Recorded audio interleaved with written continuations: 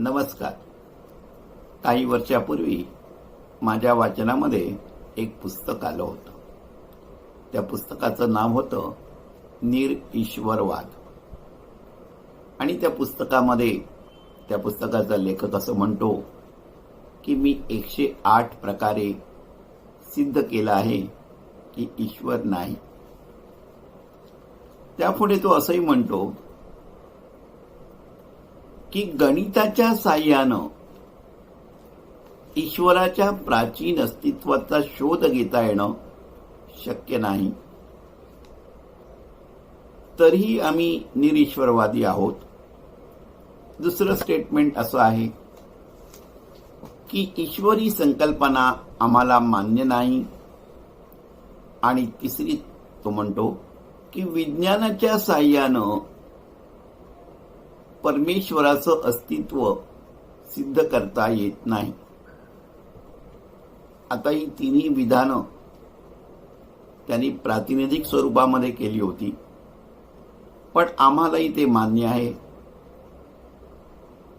की तो काव्यामध्ये नाहीये, तो साहित्यामध्ये नाहीये.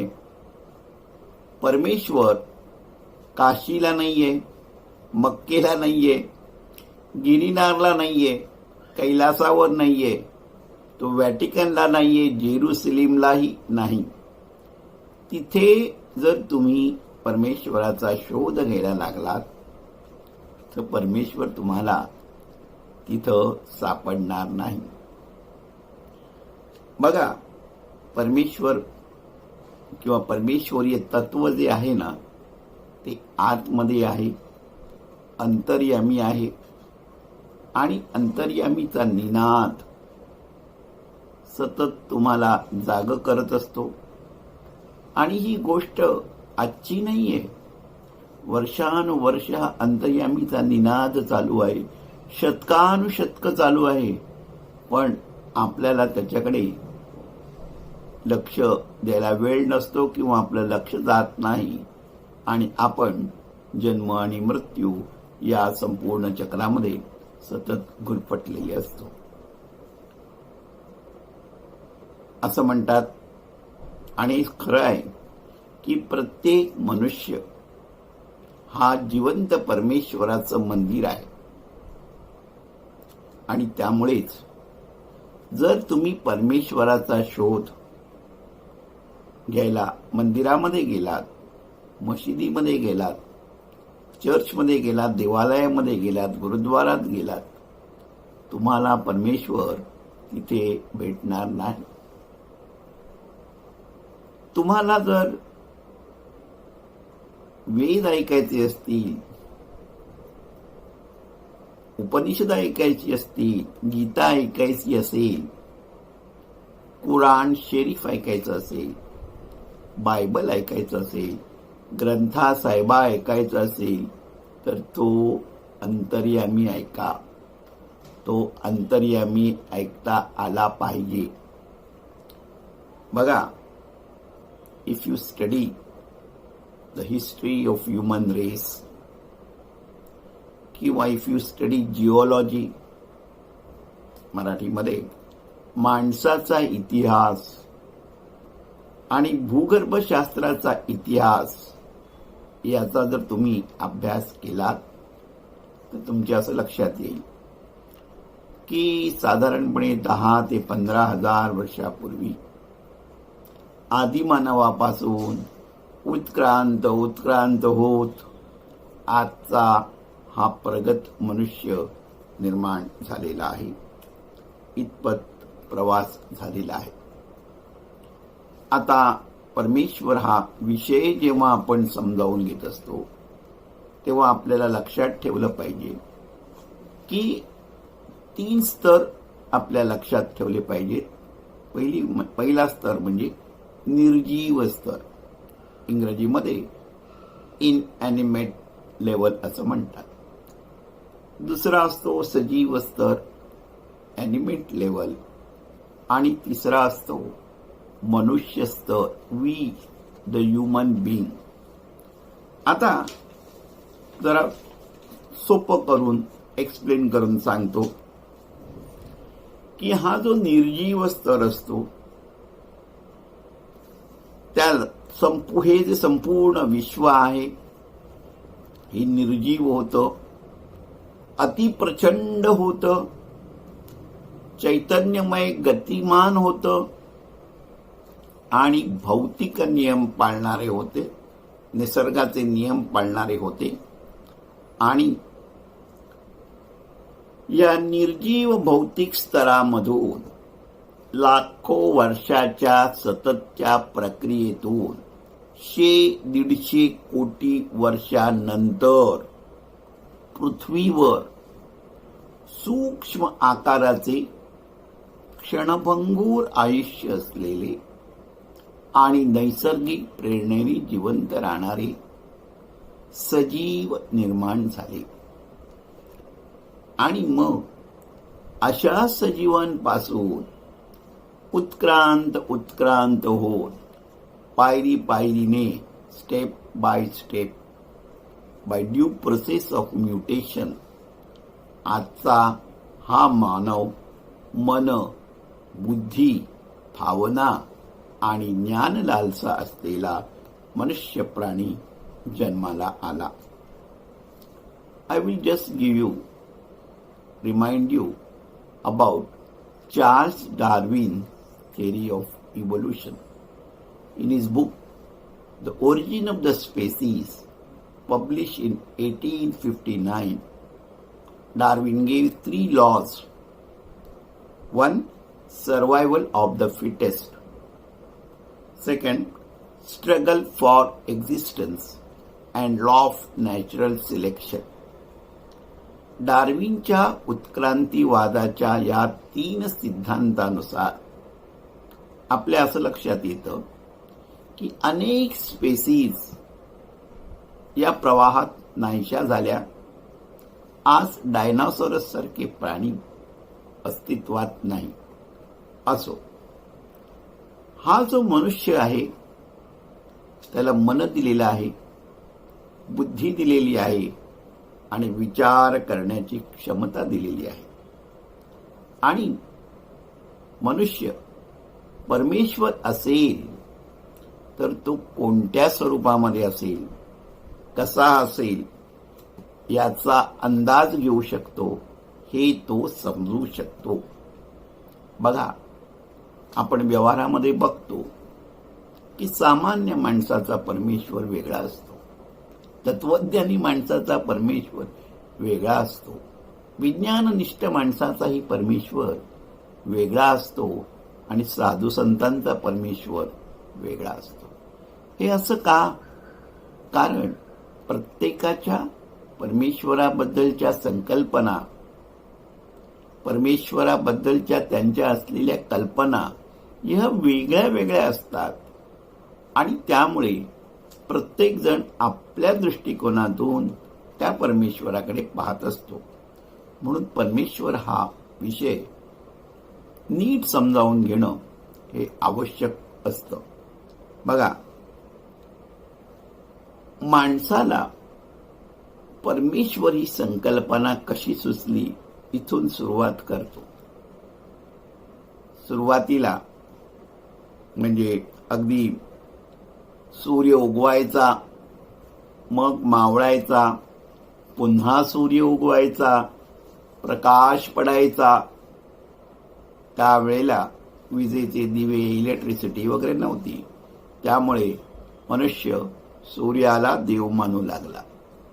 पुढे तो शेती करू लागला, पावसावर अवलंबून होता म्हणून तो वरुणाला देव मानू लागला. अग्नीचा शोध लागला, अग्नीला देव मानू लागला. म्हणजे हा जो मनुष्य होता, ह्या माणसानं भीतीपोटी, घाबरलेल्या माणसानं परमेश्वर या संकल्पनेला जन्म दिला. त्याला निसर्गाचं ज्ञान नव्हतं. तो सूर्य उगवायचा, वादळ वारा, जंगल ह्या गोष्टीचं त्याला ज्ञान नव्हतं. काहीतरी अशी शक्ती आहे, त्या शक्तीमुळे सगळं होतं. म्हणून त्याने फितीपोटी परमेश्वर या संकल्पनेला महत्त्व दिलं, निर्माण केली. बघा काय होतं, जंगल, वादळ, पाऊस, वारा याचं ज्ञान त्याला नव्हतं. पण आज आपल्याला त्याचं व्यवस्थित ज्ञान आहे. पाऊस कधी पडणार आहे, उद्याचं टेम्परेचर काय आहे, नेक्स्ट वीकचं टेम्परेचर काय आहे, आपल्या मोबाईलवर आपल्या हाती वेदर रिपोर्ट असतो. त्यामुळे आपण असं म्हणू शकतो की जी निसर्गाची कोडी आहे, पूर्वीपेक्षा माणसाला आज निसर्गाचं बरंचसं ज्ञान झालेलं आहे. आपण म्हणतो I am now solving the riddle of the universe is about me. पण माणसाला या निसर्गातलं बरंचसं ज्ञान, कशा घडामोडी घडतात याचं ज्ञान झालेलं आहे. निसर्गाची कोडी त्याला हळूहळू उलगडायला लागलेली आहे. निसर्गाचं प्रचंड रूप त्याला समजलं आहे. आपली सूर्यमाला किती विस्तृत आहे, आपली सूर्यमाला आकाशगंगेत आहे, अनेक आकाशगंगा आहेत वगैरे अनेक निसर्गाचं ज्ञान, मिटिओरॉइड्स आहेत, नेब्युला आहेत, सगळं त्याला ज्ञान झालेलं आहे. एवढंच नाही तर डीएनए समजला, स्टेम सेल समजले आणि अणू समजला, अणूच्या गर्भामध्ये काय चाललेलं आहे, परमाणू समजला, अणूपासून प्रचंड शक्ती निर्माण होते आणि तोच अणू विध्वंसक कार्यासाठी वापरता येऊ शकतो. अशा रीतीनं आजच्या मितीला मानवाला निसर्गाबद्दल बरंचसं विश्वासार्ह ज्ञान प्राप्त झालेलं आहे. आणि त्यामुळे अनेकांना वाटतं, बुद्धिमंतांना वाटतं की आता परमेश्वर या संकल्पनेची आवश्यकता राहिलेली नाही. आणि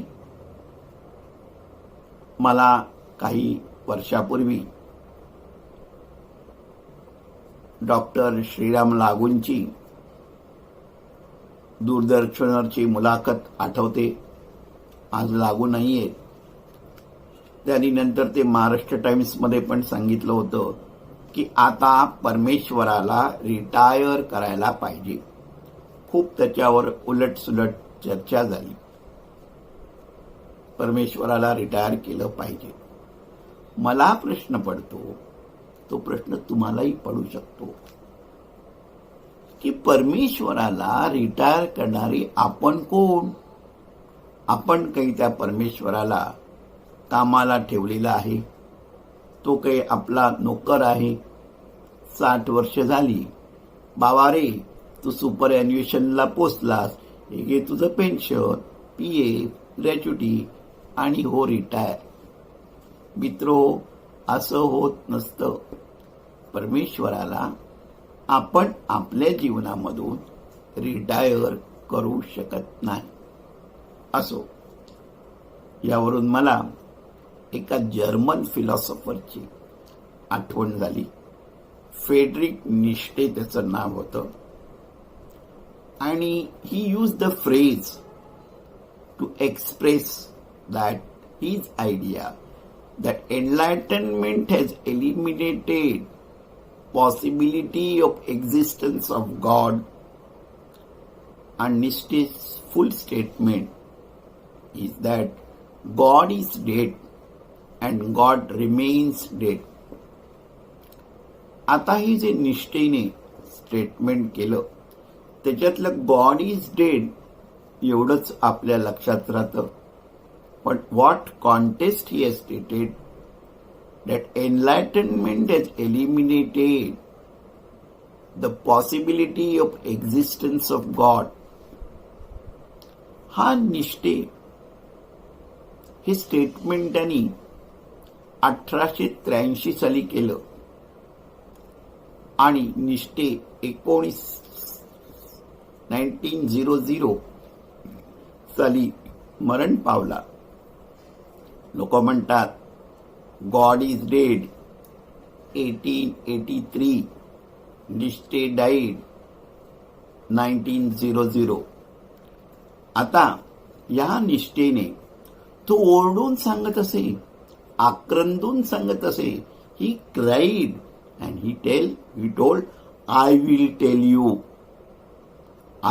tail you, we have killed him, you and I are the murderer of the god and we have killed him. तेव्हा लोकांनी त्याला विचारलं, बाबा रे, तुझा एवढा परमेश्वरावर रोष का? Y you say God is dead? त्यावेळेला त्यांनी त्याचं एक्सप्लेनेशन दिलं होतं. ते जस्ट मी तुम्हाला सांगतो. The belief in the Christian God has become unbelievable and that is the reason he has made the statement, the God is dead and we have killed him. यावरून मला महाराष्ट्रातल्या एका संताची आठवण झाली, गाडगे महाराज.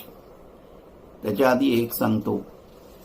आमच्या विमलाबाई ठकार नेहमी असं म्हणायच्या की सगळ्या ज्या तुम्ही साधना करता त्या चित्तशुद्धीसाठी असतात, for purification of your body and mind. आणि गाडगे महाराजांचा विषय निघालाच आहे. त्याच्या आधी एक 4 ओळी सांगतो. कोणा कवीने त्या केलेल्या आहेत, त्याला चारोळ्या म्हणता येतील का मला माहिती नाही, पण खूप जुन्या अनामिक कवीच्या नावावरच्या 4 ओळी आहेत, खूप महत्वाच्या आहेत. त्या कवितेमध्ये, त्या चारोळीमध्ये म्हणा, तो कवी असं म्हणतो, जप करता झिजले मणी, कथा ऐकता किटले कान, तरी न होई ब्रह्मज्ञान.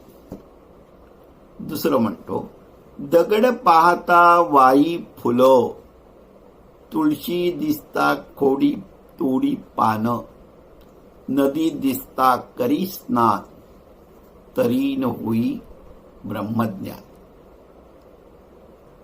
एक काळ असा होता, कशालाही देव मानलं जात असे. त्यांना उद्देशून गाडगे महाराज सांगायचे, देवळात जाऊ नका, देवाची पूजा करू नका, देवाला नैवेद्य दाखवू नका, देव काही तो नैवेद्य खाणार आहे का? तीर्थक्षेत्री जाऊन तुम्ही स्नान केलं तर तुमचं शरीर शुद्ध होईल, पण पापाचं परिमार्जन थोडंच होणार आहे. पापाचं परिमार्जन हे प्रायश्चित्तानं होतं. हे ते कोणाला सांगत होते की अशी लोक, असा समाज की तो परमेश्वराच्या नावानं काही बाई करत होता. गाडगे महाराजांचा भर हा स्वच्छतेवर होता. ते लौकिक दृष्ट्याने संत म्हणून नव्हते. गाडगे महाराज की सगळी मतं आपल्याला पटतील असं नाही. ते नेहमी म्हणत की मानवाचा धर्म हा श्रेष्ठ आहे. मग असं जर आहे तर धर्म अनेक का? आभाळ एक आहे, पृथ्वी एक आहे, पाणी एक आहे, सूर्य एक आहे, मग धर्म अनेक का? आपण सारी ईश्वराची लेकरं आहोत. अगदी बरोबर. आपण सारी ईश्वराची लेकरं आहोत. म्हणजे आम्ही म्हणतो की परमेश्वर तुमच्यामध्ये कार्यरत चैतन्याच्या रूपानं अवशिष्ट आहे आणि तुम्ही समष्टीचे भाग आहात. You are the part of the universe called whole. बघा, उपनिषदांमध्ये म्हणजेच ब्रह्मविद्येमध्ये कुठेही मूर्तीपूजा करा असं सांगितलेलं नाहीये. जप करा, उपवास करा, व्रतवैकल्य करा, व्रत करा, व्रतवैकल्य करा असं कुठेही सांगितलं नाही. उपनिषदांनी जरूर सांगितलंय तप करा, तपश्चर्या करा आणि स्वाध्याय करा. उपनिषदांना अभिप्रेत असलेलं जे ब्रह्माचं स्वरूप आहे, परमेश्वराचं स्वरूप आहे, ते ब्रह्म आहे. अनादि अनंत निर्वचनीय असं ब्रह्म हे परमेश्वराचं स्वरूप त्यांना मान्य होतं. आणि आज आपण परमेश्वर म्हणून जे काही करतो त्याच्यामध्ये प्रचंड तफावत आहे.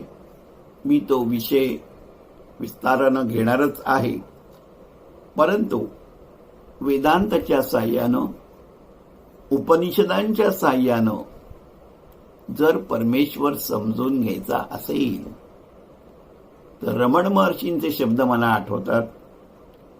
रमण महर्षी सगळ्यांना सांगत, if you want to know the God, first know yourself. Who am I?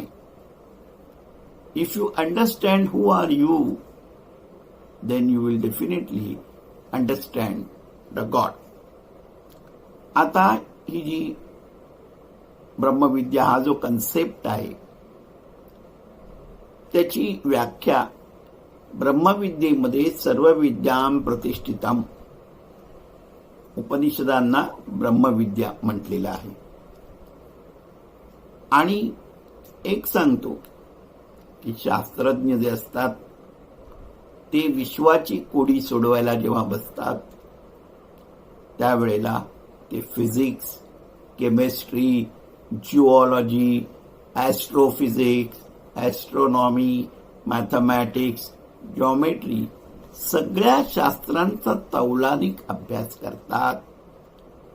तसंच आपल्याला सुद्धा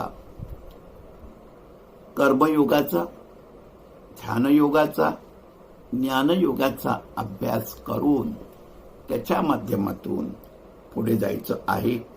आणि म्हणून एक सांगतो, या सगळ्या विश्वामध्ये परमात्म्याचे अंश विखुरलेले आहेत आणि ते अंश आपल्यामध्येही आहेत. बाह्यसृष्टीमध्ये आहेत तसे ते अंतरसृष्टीमध्येही आहेत.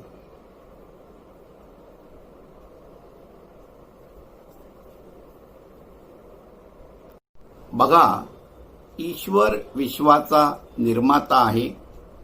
त्याने शून्यातून सृष्टी निर्माण केली असं ज्यू, ख्रिस्ती आणि इस्लाम धर्माचं म्हणणं आहे. The genesis of creation in Judaism and in Christianity there are two stories about the creation of the world.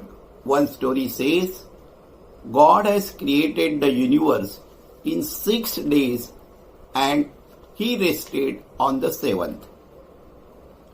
या उलट स्वतंत्रपणे अस्तित्वात असलेल्या द्रव्याला सुव्यवस्थित आकार देऊन ईश्वरानं सृष्टी निर्माण केली असं प्लेटोचं म्हणणं आहे.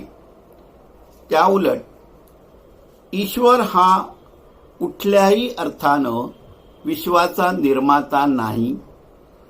ईश्वर परिपूर्ण असल्यानं तो समग्र विश्वाच्या आकांक्षांचा अंतिम विषय आहे असं ॲरिस्टॉटलचं म्हणणं होतं. ॲरिस्टॉटल असं म्हणतो की ईश्वर जर परिपूर्ण असेल तर तो अनंत असला पाहिजे. तो श्रांत म्हणजे लिमिटेड, मर्यादित नाही, तर तो अनंत असला पाहिजे. ग्रीक धर्मामध्ये सुरुवातीला अनेक देवतावाद होता. अनेक देवतांची प्रतीकं होती. वैदिक धर्माप्रमाणे ते देवही मानवाकार होते.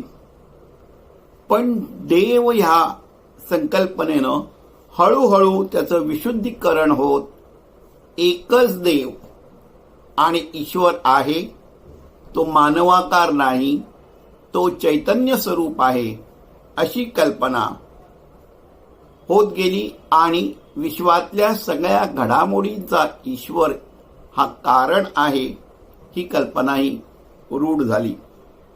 बघा, सर्व कालखंडामध्ये म्हणजे आजचा कालखंड घ्या किंवा आदिम कालखंड घ्या, त्या कालखंडामध्ये समाजाची ईश्वरावर समाजाचा विश्वास होता आणि ईश्वरावर असलेला समाजाचा विश्वास ही माणसाची सहज प्रवृत्ती होती आणि कदाचित निसर्गाची अशी इच्छा असावी की ही जी सहज प्रवृत्ती माणसाची आहे, मानवाची आहे, ती सफल व्हावी. ईश्वर ही कल्पना भारतीय कल्पनेमध्ये जर आपल्याला पाहायचं असेल तर ऋग्वेदामध्ये धाता, विश्वकर्मा किंवा भूपती या नावाने त्याचा उल्लेख आपल्याला सापडतो. बघा, असं म्हणतात की ऋग्वेदामध्ये अनेक देवांची कल्पना मांडलेली आहे, परंतु अनेक देवापैकी एक देव, सगळ्या देवांचा देव, नित्यदेव म्हणून ब्रह्म ही कल्पना स्वीकारलेली आहे. या विश्वाचा निर्माता, पालनकर्ता आणि विनाशकर्ता असा सगुण रूपामध्ये ब्रह्म ही कल्पना स्वीकारलेली आहे. बघा, देव म्हणा, ईश्वर म्हणा, परमेश्वर म्हणा, ही काही काल्पनिक कल्पना नाही, तर परमेश्वर म्हणजे अस्तित्व. God is existence. And what to say about the existence of the existence. अस्तित्वाच्या अस्तित्वाचं काय म्हणून आपण सिद्ध करण्याचा प्रयत्न करू शकतो. परमेश्वर हा सर्वव्यापी आहे. परमेश्वर अमर्याद आहे आणि तो सगळीकडे भरलेला आहे. हा परमेश्वर विश्वामध्ये आहे, तो विश्वरूपानं नटलेला आहे आणि त्याच्याशिवाय विश्व असू शकत नाही आणि ईश्वर आहे म्हणून विश्वाला महत्व आहे. भारतीय तत्वज्ञानामध्ये या ब्रह्मतत्वाची अपरोक्ष अनुभूतीवर भर दिलेला आहे.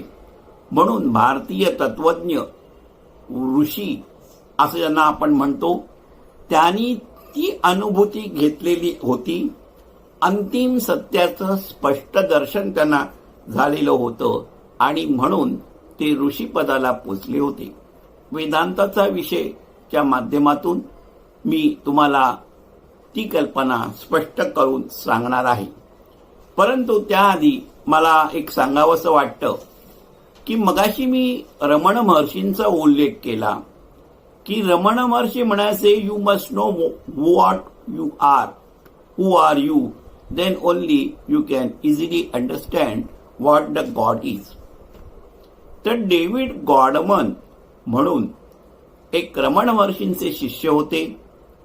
ते बराच काळ त्यांच्याबरोबर होते. त्यांनी रमण महर्षींवर एक पुस्तक लिहिलं होतं आणि त्या पुस्तकामध्ये डेव्हिड गॉडमन असं म्हणतात की रमण महर्षींची ईश्वराबद्दलची असलेली मतं ही प्रथमदर्शनी विसंगत वाटतात, कॉन्ट्राडिक्टरी वाटतात, पॅराडॉक्सिकल वाटतात, कोड्यात टाकणारी, बुचकळ्यात टाकणारी वाटतात. ते पुढे असं म्हणतात की प्रसंगोपात रमण महर्षी संदर्भानुसार बोलताना असं म्हणत की परमेश्वर हा काहीही करत नाही, परमेश्वर हा अकर्ता आहे. तेच रमण महर्षी म्हणत की परमेश्वराच्या संकल्पनाशिवाय विश्वातलं पानही हलत नाही. त्याचप्रमाणे कधी रमण महर्षी म्हणत की परमेश्वर ही मनोनिर्मित संकल्पना आहे, तर तेच रमण महर्षी म्हणत की ईश्वर हा चराचराला व्यापून असलेलं अशी सद्वस्तू आहे. आता या त्यांच्या विधानांमध्ये वर करणी असं वाटतं की कॉन्ट्राडिक्शन आहे. डेव्हिड गॉडमन स्वतः असं म्हणतात. त्याच्यामध्ये कुठलंही कॉन्ट्राडिक्शन नाहीये की जी व्यक्तीशी त्यांचा संवाद, ज्या व्यक्तीशी त्यांचा संवाद चाललेला आहे त्या व्यक्तीची आकलन क्षमता आणि त्याच्या वैचारिक पार्श्वभूमी लक्षात घेता त्याच्याशी संवाद साधताना ही विधानं रमण महर्षींनी केली होती.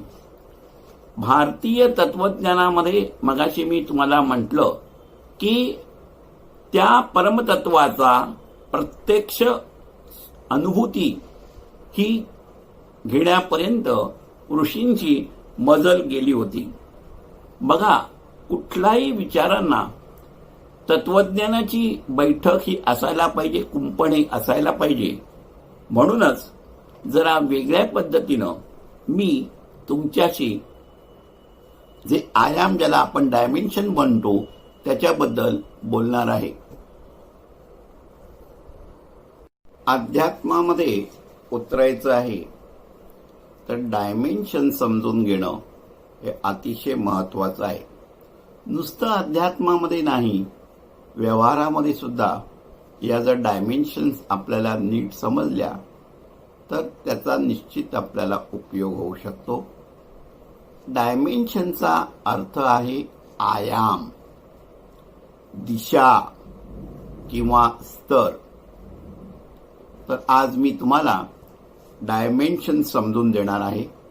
थोडा वेळ माझ्याबरोबर राहा म्हणजे तुम्हाला नीट ते समजेल. बेसिक जेव्हा आपल्याला क्लिअर असतं ना, त्यावेळेला मग थोडे सगळे विषय आपल्याला नीट समजू शकतात. आता बघा, एक मुंगी आहे, अँट,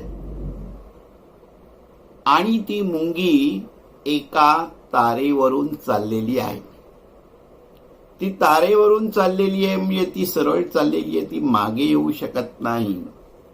म्हणजे she is aware of dimension only one. Okay. आता ती मुंगी समजा या कागदावरून चाललेली आहे, ती पुढेही जाऊ शकते, मागे येऊ शकते. म्हणजे now she is aware of dimension 2. आता तीच मुंगी समजा टेबलावर किंवा स्टूलावर चाललेली आहे, ती पुढेही जाऊ शकते, मागे येऊ शकते, खालीही जाऊ शकते. म्हणजे now she is aware of dimension 3, लांबी, रुंदी आणि उंची. So she is now aware of all the 3 dimensions. आपण व्यवहारामध्ये वागत असताना आपण असं म्हणतो की आपण त्रिमितीच्या जगतामध्ये वावरत असतो. We live in the 3 dimensional world. Simple सांगतोय. आता I will talk to you about the 4th dimension. What is that 4th dimension? 4th dimension is the time. But Einstein has said that time and space both are related. ते पण तुम्हाला just सांगेन. बघा काय होतं, time ज्याला आपण वेळ म्हणतो, बिग बँग थेरी प्रमाणे the big catastrophic explosion took place at that time. The time was zero time, शून्य काळ. आणि बिग बँग नंतर काळाला सुरुवात झाली. त्याच्या आधी काळ नव्हता. आणि ती स्थिती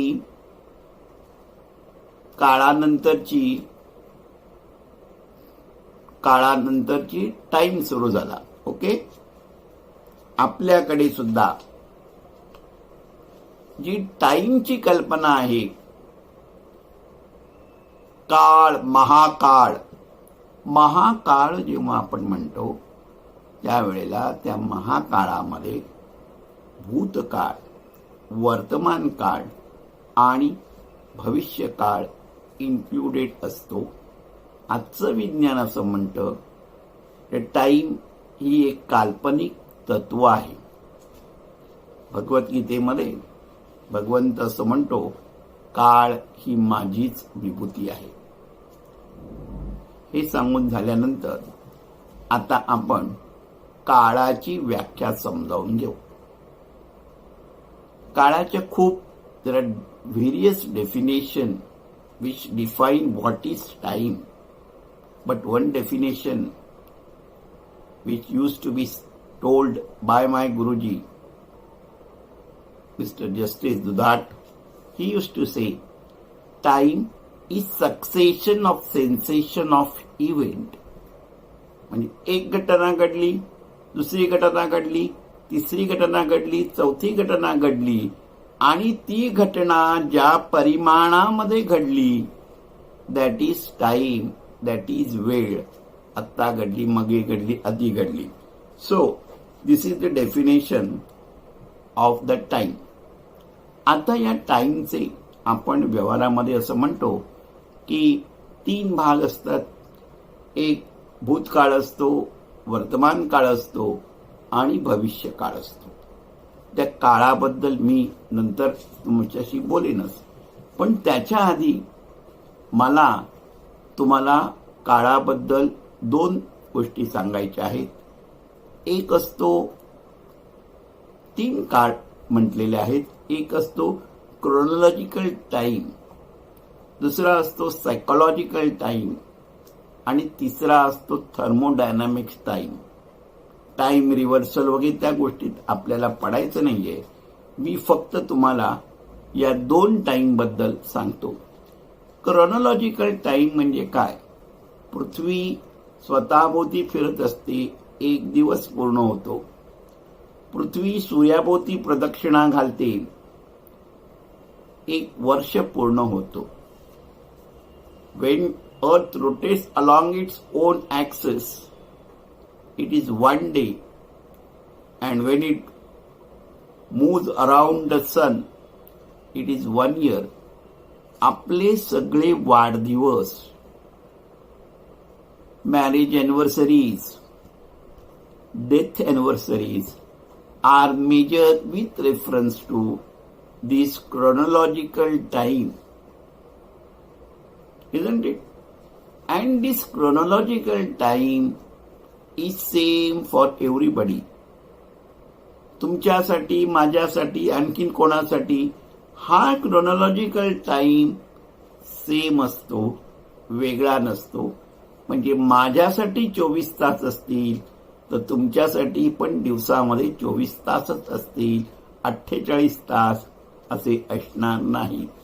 so chronological time is always same for everybody. Now, there is another measure of time, psychological time.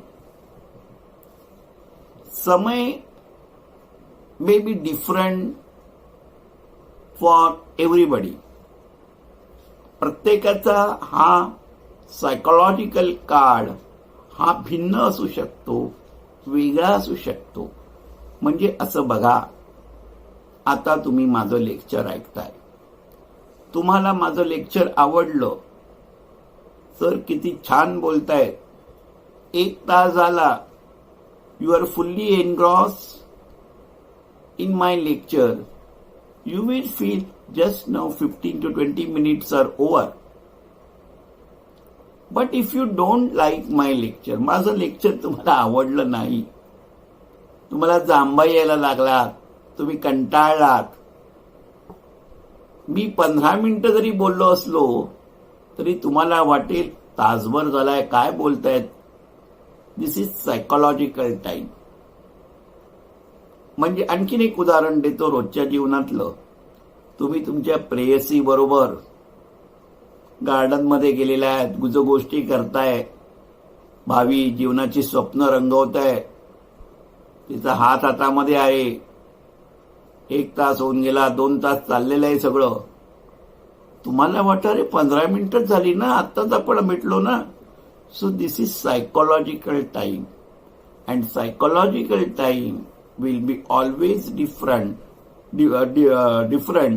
for each and every one of us.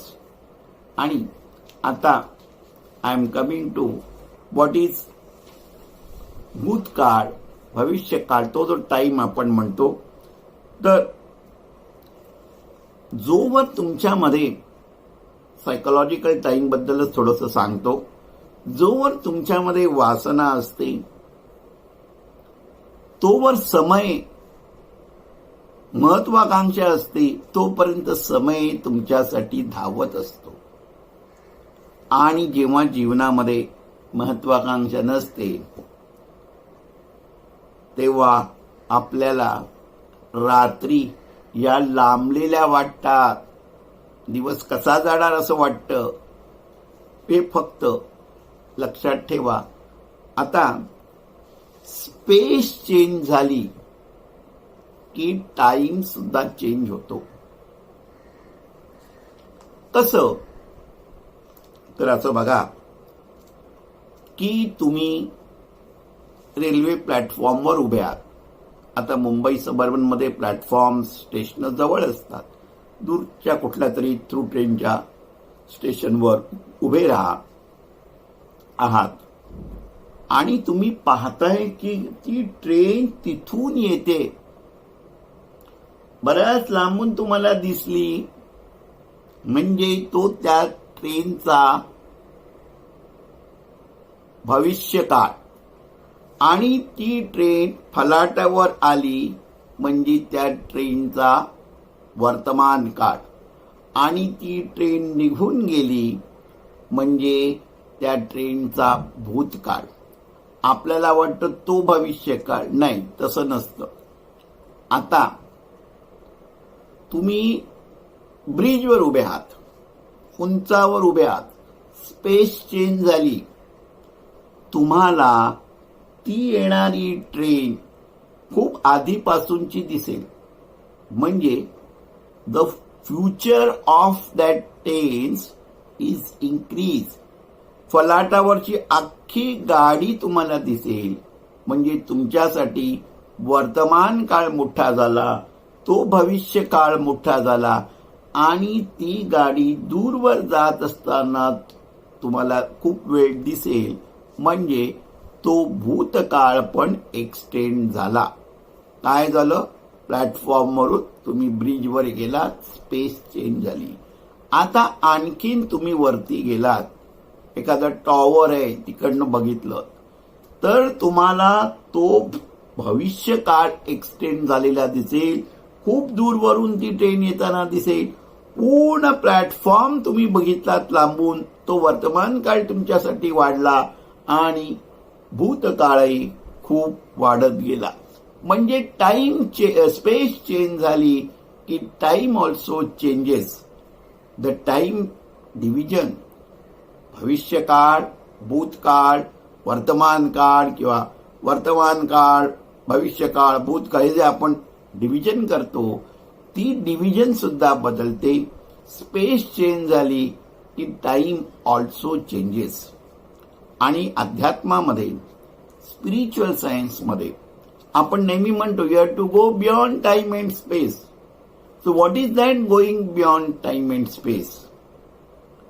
C, जेव्हा तुम्ही विमानामधून प्रवास करता तेव्हा तुम्हाला ती मुंबई एवढीची छोटीशी दिसते. गुगल मॅप बघता किती छोटं दिसतं. जेव्हा तुम्ही हायर लेवलला जाता त्यावेळेला गोष्टी छोट्या दिसायला लागतात.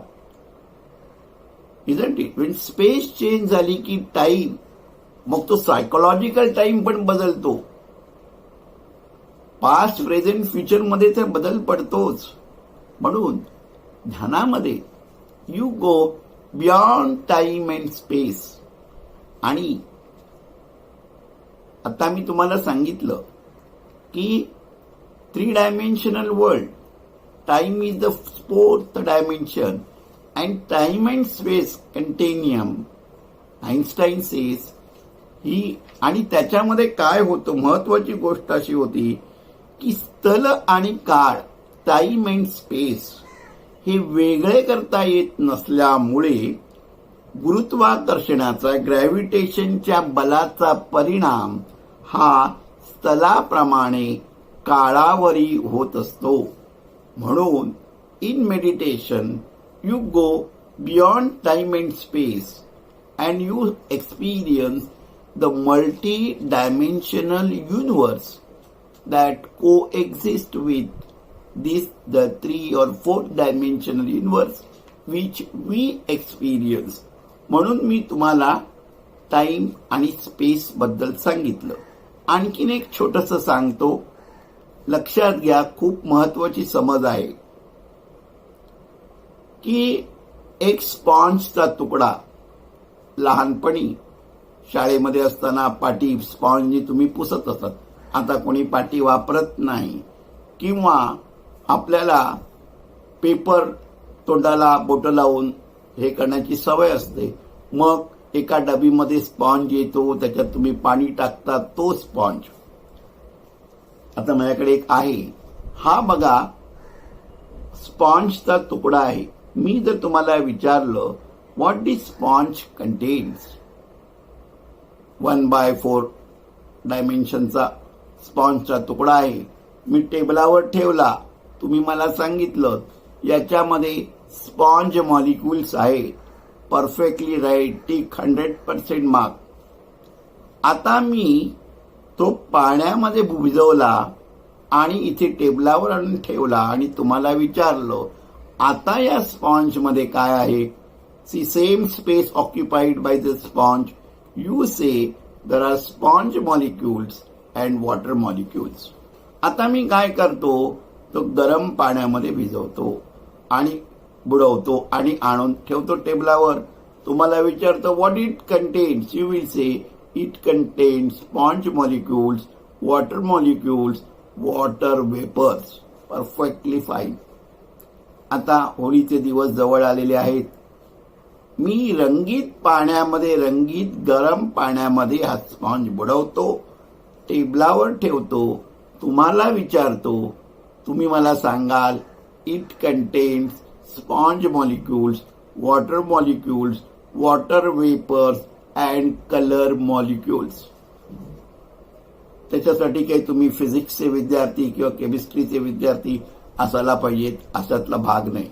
आता मी तो स्पॉन्जचा तुकडा त्या रंगीत पाण्यामध्ये काही सेंट टाकतो, अत्तर टाकतो आणि तो सुगंधी पाण्यामधून बुडवतो आणि तुमच्या पुढे आणून ठेवतो आणि तुम्हाला विचारतो की आता या स्पॉन्जमध्ये काय आहे. 1/4 डायमेन्शन असलेला या स्पॉन्जमध्ये तुम्ही सांगाल स्पॉन्ज मॉलिक्युल्स आहेत, वॉटर मॉलिक्युल्स आहेत, वॉटर वेपर्स आहेत, कलर मॉलिक्युल्स आहेत अँड सेंट मॉलिक्युल्स आहेत.